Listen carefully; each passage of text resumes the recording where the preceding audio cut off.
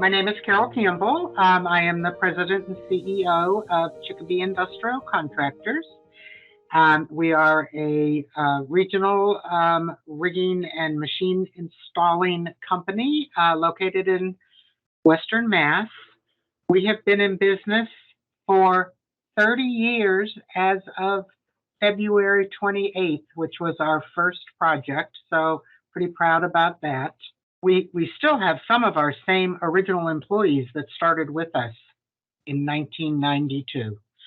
One just retired last year. I have two others who will be retiring soon, and myself. But the majority of our employees have a tenure of over 10 years, most 15 to 20.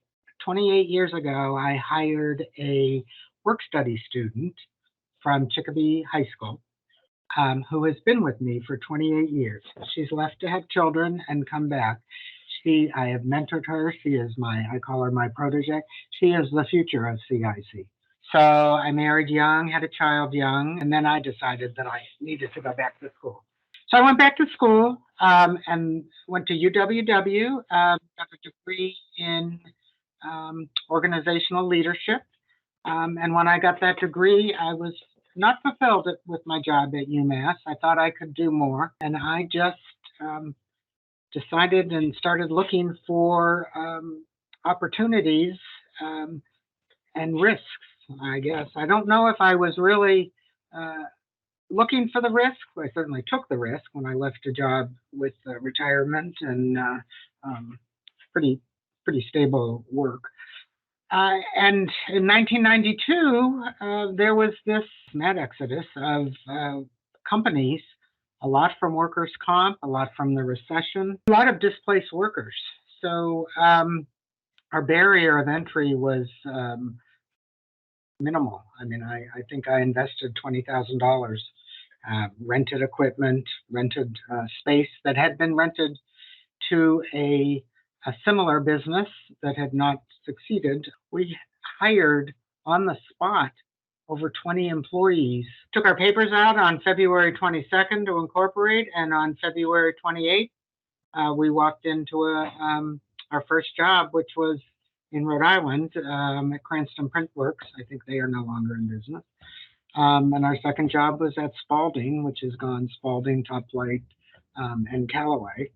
And from there, here we've been a few recessions, pandemic. Our core business, or our area of specialty, is in the rigging and in really machine installation. We're more than just a machine installer. We don't work with one manufacturer. We work with multiple machines. But our primary market is the manufacturing sector, where we accept machinery at our facility, store, and take to their facility and install. We run trucks over the road, 4 or 5 tractor trailers. We have forklifts that go from 1 ton to 75 ton. So I always say to the layperson, if it's big, we lift it and move it. I call myself an empathetic leader. And to me, again, I know about the P&L, but to me, I think communication and listening and understanding the challenges that everybody has in the workforce. We're not fortunate enough to be able to work remotely. And it is very hard for us if someone has to take a day off for childcare, or so one person out of our team shuts down 3 people. So to be empathetic and yet still understand that this is the business that we have all chose to be in, and it means that we're here from 6 o'clock in the morning until 2:30 or 3 o'clock in the afternoon, and that we do work Saturdays sometimes, and sometimes third shifts. And I understand what that does to the family. And it's not just lip service that I give. I truly do understand, and I try to scatter that as much as I can. And to the point that, I even say to employees, if it's not the right field, that's a decision you have to make, and you make that with your partner at home, not with your partners at work. The thing that I am the most proud of is those three little words that people write on our surveys, and that we have been able to stay true to our mission. And our mission certainly is a successful business. I'm not foolish enough to not know about a P&L and know how important that is. But that is not what drives us. What drives us is customer satisfaction, a healthy and happy workforce, because they are our widgets. That's what we sell.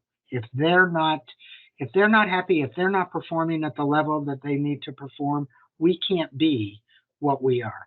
Some people have said to me in the past that Campbell and Chicopee Industrial are kind of one and the same. I don't believe that, but I do hope that somewhere down the line, when I'm not sitting in this seat and someone else is sitting in this seat, a woman, that we are still providing the same services, and that our ethics and our belief in equality and communication stay at the forefront of who we are as a company. I've never thought that anything was impossible. I was not raised that way. I was raised that anything that I wanted to do, if I worked hard, I could do it. My biggest challenge has always been not being part of that old boy network, and the fact that deals are made outside of the workday, and they're made over cocktails, or they're made on the golf course. And just holding the title or the position and the experience does not get you into that room. I'd like to say that's improved, but it has not. So I don't get the jobs that are made over cocktails or on the golf course, but I get the jobs that are made through referrals and networking and prior jobs.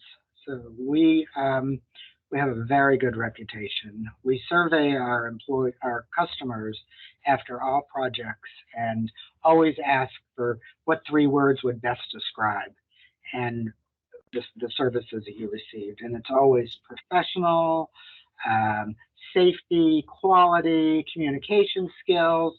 And so that's what's important. We're cracking the ceilings, we're making headway, and I like going into a room and being surrounded by women. We do want all kinds of diversity around the table. We want male, we want female, we want color of skin, we want